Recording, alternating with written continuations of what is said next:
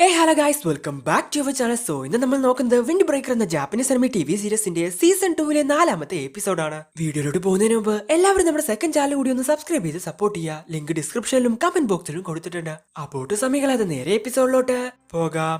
Episode തുടക്കത്തിൽ നമ്മൾ കാണുന്നത് ഫ്യൂരിൻ ഹൈസ്കൂളാണ്. തന്റെ ഫ്രണ്ട് ആയിട്ടുള്ള നഗാട്ടോ തിരിച്ചു വന്നതിൽ അൻസായി ഒരുപാട് സന്തോഷത്തിലാണ്. അപ്പോഴാണ് അവൻ ആ കാര്യം ശ്രദ്ധിക്കുന്നത്. ഹേയ്, സാക്കുറ എവിടെ? അവൻ എവിടെയാണെന്ന് അറിയില്ല. ഞാൻ രാവിലെ അയച്ച മെസ്സേജ് അവൻ ഇപ്പോഴും കണ്ടിട്ടില്ല. ഒരുപക്ഷെ അവൻ എഴുന്നേക്കാൻ മറന്നുപോയതായിരിക്കും എന്ന് ടൈഗ അവരോട് ചോദിക്കുന്നു.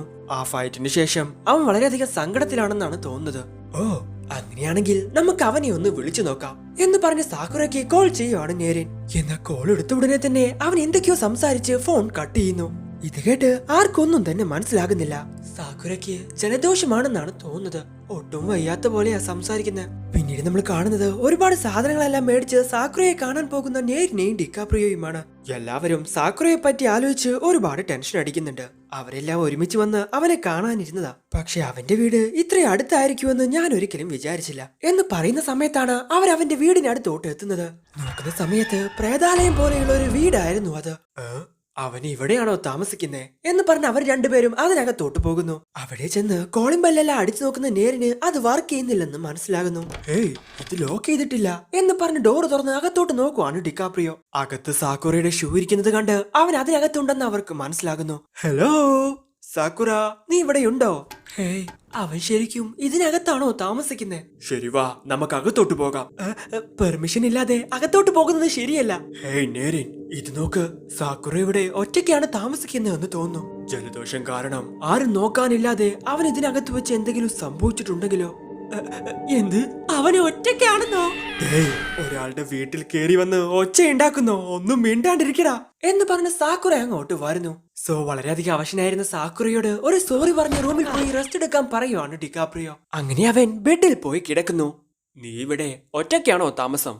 അതെ എന്ന് അവൻ പറയുന്നു.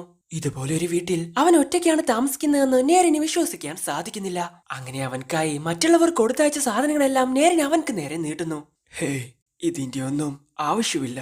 ഒന്ന് ഉറങ്ങി എഴുന്നേറ്റാൽ എല്ലാം ശരിയാവും. സോ ഇതൊരു വലിയ കാര്യമൊന്നുമല്ല എന്ന് സാക്കുറ അവരോട് പറയുന്നു. ഇത് കേട്ട് സാക്കുറയോട് ബായ് പറഞ്ഞ് നേരിനെയും കൂട്ടി ഡിക്കാപ്രിയോ അവിടെ നിന്നും ഇറങ്ങുന്നു. ഓക്കെ സാക്കുറ, എന്തെങ്കിലും ഉണ്ടെങ്കിൽ ഞങ്ങളോട് പറയാൻ മടിക്കണ്ട എന്ന് പറഞ്ഞ് നേരിൻ അവിടെ നിന്നും പോകുന്നു. അങ്ങനെ ഡിക്കാപ്രിയോ മുന്നോട്ട് പോകുന്ന സമയത്താണ് നേരിൻ ആ കാര്യം ചോദിക്കുന്നത്. നമ്മൾ എന്തിനാ വീട്ടിലോട്ട് പോകുന്നത്? നിനക്ക് അവന്റെ അവസ്ഥ ആലോചിച്ച് ഒട്ടും വിഷമമില്ലേ? അവൻ എന്താ സംഭവിച്ചെന്ന് എനിക്കറിയില്ല. പക്ഷെ ആ മുറിയും സാക്കുറയുടെ പെരുമാറ്റവും നോക്കി നമുക്കൊരു കാര്യം മനസ്സിലാക്കാം. ഇത്രയും കാലം അവൻ തനിച്ചായിരുന്നു. ഓ, ഒറ്റയ്ക്കിരിക്കുന്ന സാക്കുറയ്ക്ക് ഒരു കമ്പനി കൊടുക്കാനാണോ നിങ്ങൾ പറയുന്നത്? അങ്ങനെയാണെങ്കിൽ എല്ലാവർക്കും അവന്റെ വീടിന്റെ ലൊക്കേഷൻ അയച്ചു കൊടുക്കാം. ഇല്ല, ഇങ്ങനെയൊരു അവസ്ഥയിൽ ഫിസിക്കലി അവന്റെ മുമ്പിൽ ഇരിക്കുന്നത് അവൻ ഒരുപാട് ബുദ്ധിമുട്ടായിരിക്കും. അങ്ങനെയെങ്കിൽ എല്ലാവരോടും മെസ്സേജ് അയക്കാൻ പറയാം. മെസ്സേജ് അയക്കുന്നത് പോയിട്ട് സ്മാർട്ട് ഫോൺ എങ്ങനെ നല്ല രീതിയിൽ ഉപയോഗിക്കണമെന്ന് പോലും അവൻ അറിയില്ലെന്നാ എനിക്ക് തോന്നുന്നത്. എല്ലാവരുടെയും മുമ്പിൽ നോർമലായിട്ട് അഭിനയിക്കുന്നത് ഫിസിക്കലിയും മെന്റലി അവനെ സ്ട്രോങ് ആക്കി മാറ്റും. സോ നാളെ അവൻ സ്കൂളിലോട്ട് വന്നിട്ടില്ലെങ്കിൽ നമുക്ക് അവനെ കാണാൻ വരാം. നിങ്ങൾ പറയുന്നത് എന്താണെന്ന് എനിക്ക് മനസ്സിലാകുന്നുണ്ട്. സുഹൃത്തുക്കളെ ആശ്രയിക്കുന്നതും വിശ്വസിക്കുന്നതും കൊണ്ട് അവന്റെ പ്രശ്നങ്ങളെല്ലാം പരിഹരിക്കാൻ അവനെ കൊണ്ട് സാധിക്കും. സാക്കുറ ടോപ്പിൽ എത്തുന്നത് വരെ ഞാൻ അവന്റെ കൂടെ ഉണ്ടാകുമെന്ന് ഞാൻ അവന് വാക്ക് കൊടുത്തതാ. അവൻ എപ്പോഴും അവന്റേതായിട്ടുള്ള വഴിയിലൂടെ സഞ്ചരിക്കാൻ ആഗ്രഹിക്കുന്നത്. എന്നാ അവൻക്കൊരു പ്രശ്നം വരുമ്പോൾ എനിക്ക് അവനെ സഹായിക്കണം. അതൊരു ചെറിയ കാര്യമാണെങ്കിലും എനിക്ക് അവരെ സഹായിച്ചേ പറ്റൂ എന്ന് നേരിൻ അവനോട് പറയുന്നു. അപ്പോഴാണ് അങ്ങോട്ടൊരാൾ വരുന്നത്. പിന്നീട് നമ്മൾ കാണുന്നത് വെള്ളം കുടിക്കാൻ വേണ്ടി എഴുന്നേക്കുന്ന സാക്കുറയാണ്. ബോട്ടിലെല്ലാം കാലിയായിരിക്കുന്നത് കണ്ട് നേരിൻ കൊണ്ടുവന്ന കവറെല്ലാം പരിശോധിച്ചു നോക്കുവാണ് സാക്കുറ. അതിലിരിക്കുന്ന സാധനങ്ങളെല്ലാം കണ്ട് അവൻ ഒരുപാട് സങ്കടമാകുന്നു. ഞാൻ എപ്പോഴും ഒറ്റയ്ക്കായിരുന്നു. എന്നും നന്നായി ജീവിക്കണമെന്ന് ഞാൻ ആഗ്രഹിച്ചു. പക്ഷേ ഒട്ടും പ്രതീക്ഷിക്കാതെയാണ് അത് സംഭവിച്ചത്. നിന്റെ ഫ്രണ്ട്സിന് പരിക്ക് പറ്റുന്നത് കണ്ട് നിനക്ക് അനങ്ങാൻ സാധിച്ചില്ല അല്ലേ? അങ്ങനെയെങ്കിൽ അതിനൊരു അർത്ഥമേ ഉള്ളൂ. നിനക്ക് അവരെ ഇഷ്ടമാണ്. ആരെയെങ്കിലും ഇഷ്ടപ്പെടുകയോ വെറുക്കുകയോ ചെയ്താൽ എന്റെ ശരീരത്തിന് അനങ്ങാൻ സാധിക്കില്ലെന്നോ? നോ വേ എന്ന് സാക്കുറ പറയുന്ന സമയത്താണ് അവന്റെ വീട്ടിലോട്ട് ആരോ അതിക്രമിച്ച് കയറുന്നത്. പേടിച്ച് നിലവിളിച്ചോണ്ടിരിക്കുന്ന സാക്കുറ കാണുന്നത് അവനെ കാണാൻ വേണ്ടി വന്ന ടാച്ചിപ്പാനയെയാണ്. സോറി, ഞാൻ നിന്നെ ഉണർത്തിയോ? പ്രതീക്ഷിക്കാതെ അവളെ അവിടെ കണ്ടതുകൊണ്ട് സാക്കുറയ്ക്ക് ഒന്നും തന്നെ മനസ്സിലാകുന്നില്ല. സോ അവന് കഴിക്കാനുള്ള ഫുഡും കൊണ്ടായിരുന്നു ടാച്ചിബാന അങ്ങോട്ട് വന്നത്. ഹേയ്, നീ ഇവിടെ ഒറ്റയ്ക്കാണോ താമസം? ഈ റൂം കണ്ടിട്ട് ഒരാൾ താമസിക്കുന്ന വീടാണെന്ന് പോലും തോന്നുന്നില്ല. നിനക്കെന്താ ഇവിടെ ഒരു കർട്ടണെങ്കിലും മേടിച്ചിട്ടാ?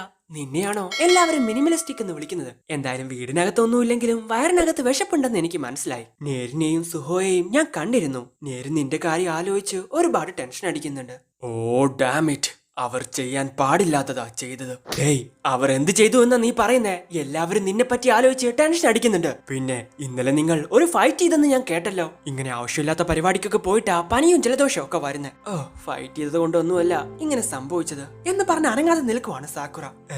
ഞാൻ നിനക്ക് പ്രിയപ്പെട്ടതായതുകൊണ്ടാണോ നീ അനങ്ങാതെ നിൽക്കുന്നേ എന്ന് ടാച്ചിബാൻ അവനോട് ചോദിക്കുന്നു. സൗമേമിയ എല്ലാ കാര്യങ്ങളും അവളോട് പറഞ്ഞിട്ടുണ്ടായിരുന്നു. അതുകൊണ്ട് തന്നെയാ അവൾ ഇവനെ കാണാൻ വേണ്ടി വന്നതും. അങ്ങനെയുള്ള കാരണങ്ങൾ കൊണ്ടാണ് എന്റെ ശരീരം അനങ്ങാൻ നിൽക്കുന്നതെന്ന് വിശ്വസിക്കാൻ ഞാൻ ആഗ്രഹിക്കുന്നില്ല. ഓ, അങ്ങനെ ഒരു സിറ്റുവേഷനിൽ ശരിക്കും നിനക്ക് അനങ്ങാൻ സാധിക്കുന്നില്ല അല്ലേ? അങ്ങനെ സംഭവിച്ചാൽ നിനക്ക് അവരെ ഹെൽപ്പ് ചെയ്യാനും സാധിക്കില്ല. നിനക്ക് വേണ്ടി പ്രവർത്തിക്കാൻ കഴിയുന്ന നിന്റെ ചുറ്റിലുള്ള ആളുകളെ ചുമതലപ്പെടുത്തുന്നത് പോലെ അതിനെ മറികടക്കാനുള്ള ഒരു മാർഗത്തെക്കുറിച്ച് നീ എന്താ ചിന്തിക്കാത്തത് എന്ന് ടാച്ചിബാൻ അവനോട് ചോദിക്കുന്നു. നീ എന്നെ കളിയാക്കേണ്ട ആവശ്യമൊന്നുമില്ല. ഇതെന്റെ പേഴ്സണൽ ഇഷ്യൂ ആ. അതെങ്ങനെ ശരിയാക്കണമെന്ന് എനിക്കറിയാം. ഇത് കേട്ട് ദേഷ്യം വന്ന ടാച്ചിബാന അവന്റെ മുമ്പിൽ ഉണ്ടായിരുന്ന ഫുഡ് എടുത്തു കൊണ്ടുപോകുന്നു. ഹേയ്, നീ എന്താ കാണിക്കുന്നേ? ഞാൻ കഴിച്ചോണ്ടിരിക്കുവല്ലേ. ഓ, ഇതുണ്ടാക്കുന്നത് എങ്ങനെയാണെന്ന് ഞാൻ പറഞ്ഞു തന്നാ നിനക്കിത് ഉണ്ടാക്കാൻ പറ്റുമോ? ഇതുണ്ടാക്കാനുള്ള പച്ചക്കറിയോ പാത്രമോ അടുപ്പ് പോലും നിന്റെ കയ്യിലില്ല. നീ ഇവിടെ വയ്യാണ്ട് കിടക്കുമ്പോൾ നീരോയും സുഹോയും നിനക്ക് വേണ്ടി ഇത് കൊണ്ടുവന്നു. ഞാൻ നിനക്ക് വേണ്ടി ഈ ഫുഡ് കൊണ്ടുവന്നു. നീ ഉണർന്ന സമയത്ത് നിനക്ക് വേണ്ട മരുന്നും വെള്ളവും ഭക്ഷണവും എല്ലാം ഇവിടെ തയ്യാറായിരുന്നു. കാരണം അത് നിനക്ക് വേണ്ടി മറ്റൊരാൾ ചെയ്തതുകൊണ്ടാണ്. ഒരുപക്ഷെ ഇതെല്ലാം നിനക്ക് തന്നെ മേടിച്ചു കൊണ്ടുവരാൻ പറ്റുമായിരിക്കും. എന്നാൽ നിനക്ക് വേണ്ടി മറ്റൊരാൾ ഇത് ചെയ്ത സമയത്ത് നിനക്ക് വേറെ എന്തെങ്കിലും ചെയ്യാം. കുറഞ്ഞ സമയത്തിനുള്ളിൽ ഒരു മനുഷ്യന് ചെയ്യാൻ സാധിക്കുന്ന ഒരുപാട് കാര്യങ്ങളുണ്ട്. അങ്ങനെയുള്ള സമയത്ത് പോലും മറ്റുള്ളവരെ ആശ്രയിക്കുകയോ അവരിൽ നിന്ന് സഹായം ചോദിക്കുകയോ ചെയ്യാം. ആദ്യം കുറച്ച് ബുദ്ധിമുട്ടുണ്ടാകും, പിന്നെ എല്ലാം ശരിയാവും എന്ന് ടാച്ചിബാൻ അവനോട് പറയുന്നു. അങ്ങനെ പിറ്റേ ദിവസം രാവിലെ ആകുന്നു. ജലദോഷമെല്ലാം മാറി ഓക്കെ ആയ സാക്കുറ സ്കൂളിൽ പോകാൻ തീരുമാനിക്കുന്നു. ആദ്യം തന്നെ അവൻ കാണാൻ പോകുന്നത് സെക്കൻഡ് ഇയറിൽ പഠിക്കുന്ന കാജിയെയാണ്. കഴിഞ്ഞ ദിവസം നടന്ന ഫൈറ്റിനെ കുറിച്ച് എനിക്ക് നിന്നോട് കുറച്ചു കാര്യങ്ങൾ സംസാരിക്കാനുണ്ട്. ഞങ്ങൾ കീലിന്റെ കൂടെ ഫൈറ്റ് ചെയ്ത സമയത്ത് എല്ലാം സ്വന്തമായി കൈകാര്യം ചെയ്യണമെന്ന് ഞാൻ വിചാരിച്ചു. പക്ഷേ കാര്യങ്ങൾ അങ്ങനെ ആയിരുന്നില്ല. അവരെ തോൽപ്പിക്കാൻ ഞങ്ങൾക്ക് നിങ്ങളുടെ സഹായം ആവശ്യമായിരുന്നു. ഈ ഒരു കാര്യം പോലും എനിക്ക് ഒറ്റയ്ക്ക് ചെയ്യാൻ സാധിച്ചില്ല. സോ മറ്റുള്ളവരെ ആശ്രയിക്കുകയും വിശ്വസിക്കുകയും വേണമെന്ന് എനിക്ക് മനസ്സിലായി. പക്ഷെ നീ എല്ലാത്തിലും നിന്റെ വൈസ് ക്യാപ്റ്റനെയാണ് ആശ്രയിക്കുന്നത്. അത് ഫൈറ്റിലായാലും പെട്രോളിങ്ങിലായാലും എല്ലാ കാര്യത്തിലും അവരെ ആശ്രയിക്കാൻ എങ്ങനെയാ നിന്നെ കൊണ്ട് സാധിക്കുന്നത്? എനിക്ക് അങ്ങനെ ആവണം. അതെങ്ങനെ സാധിക്കും എന്ന് ചോദിക്കുകയാണ് സാക്കുറ. പെട്ടെന്നാണ് കാജി ഒരു കോഫി അവന് കൊടുത്ത് അവനെയും കൊണ്ട് റൂഫിലോട്ട് പോകുന്നത്. ഇതുപോലെയുള്ള കാര്യങ്ങളൊക്കെ സംസാരിക്കാൻ ഓപ്പൺ ആയിട്ടുള്ള സ്ഥലമാണ് നല്ലത്. നീ എന്നോട് ചോദിച്ചില്ലേ എന്തിനാ മറ്റൊരാളെ ഡിപ്പെൻഡ് ചെയ്യുന്നതെന്ന്? നാച്ചുറലി കാര്യങ്ങളൊന്നും ഒറ്റയ്ക്ക് ചെയ്യാൻ എന്നെ കൊണ്ട് സാധിക്കില്ല എന്ന് കാജി അവനോട് പറയുന്നു. നീ ഇങ്ങനെയൊക്കെ പറയുമ്പോ നീ ഒരു ദുർബലനാണെന്ന് നീ സമ്മതിക്കുന്നത് പോലെയാ എനിക്ക് തോന്നുന്നത്. എനിക്ക് അതുപോലെ ഒന്നും ചെയ്യാൻ സാധിക്കില്ല. ഇത് കേട്ട് കാജി അവന്റെ കയ്യിലുണ്ടായിരുന്ന കോഫിയുടെ ക്യാൻ മേടിച്ച് അതുമ ഗ്രീൻ ടീ എന്ന് എഴുതുന്നു. എന്താ ഇത്? Green tea? ശരിയാണ്, ഇതിനകത്ത് കോഫി ആണെങ്കിലും നീ ഗ്രീൻ ടീ ആണെന്നാണ് പറഞ്ഞത്. ഇനി നീ എത്ര പ്രാവശ്യം ഇത് ഗ്രീൻ ടീ ആണെന്ന് പറഞ്ഞാലും ഇതിനകത്തിരിക്കുന്നത് കോഫിയാണ്. ലേബല് മാറ്റിയത് കൊണ്ട് ഒരിക്കലും ഉള്ളിലുള്ളത് മാറില്ല. അതുപോലെ തന്നെയാ കാര്യങ്ങൾ ചെയ്യാൻ പറ്റാത്ത സമയത്ത് നമ്മൾ ഒരിക്കലും പറ്റില്ലെന്ന് പറയില്ല. അതിനകത്ത് കോഫിയാണെന്ന് അറിഞ്ഞിട്ടും നീ ഗ്രീൻ ടീ ആണെന്ന് പറഞ്ഞില്ലേ? അതുപോലെ അങ്ങനെയുള്ള ഒരു സിറ്റുവേഷനിൽ നിനക്കൊന്നും ചെയ്യാൻ സാധിക്കില്ലെന്ന് നിനക്കറിയാം. സോ മറ്റുള്ളവരെ നീ ആശ്രയിക്കണമെന്ന് നീ സ്വയം മനസ്സിലാക്കണം. പക്ഷേ അതിന് നിനക്ക് സാധിക്കില്ല. ആരും നിന്റെ കൂടെ നിൽക്കില്ലെന്ന് നീ ചിന്തിക്കുന്നു. അങ്ങനെ ഒരിക്കലും പാടില്ല എന്ന് കാജി അവനോട് പറയുന്നു. ഞാനെല്ലാം കൈവിട്ടു പോയെന്ന് ഞാൻ വിചാരിച്ചു. ഈ റിജക്ഷൻ മറ്റുള്ളവർ എന്നെ കുറിച്ച് എന്ത് ചിന്തിക്കുമെന്ന് ഞാൻ കാര്യമാക്കുന്നില്ല. ഇനിയും അങ്ങോട്ട് കാര്യമാക്കണ്ടെന്ന് ഞാൻ വിചാരിച്ചു. എനിക്കും ഫൈറ്റ് ചെയ്യാൻ സാധിക്കുമെന്ന് അവർ കണ്ടു. ഞാനൊരു ഗ്രേഡ് ക്യാപ്റ്റൻ ആവുമെന്ന് അവർ വിചാരിച്ചു. പക്ഷേ അവരുടെ പ്രതീക്ഷക്കനുസരിച്ച് വളരാൻ എന്നെ കൊണ്ട് സാധിച്ചില്ല.